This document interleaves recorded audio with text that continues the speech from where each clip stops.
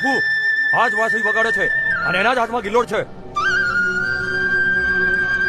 ચાલો એ જ છે. હા ચાલો. શું છે લે ભાઈ સાહેબ, મારી લોટરી બોટરી લાગી છે કે શું? ના, તારા હાડકા ભાંગવાના છે.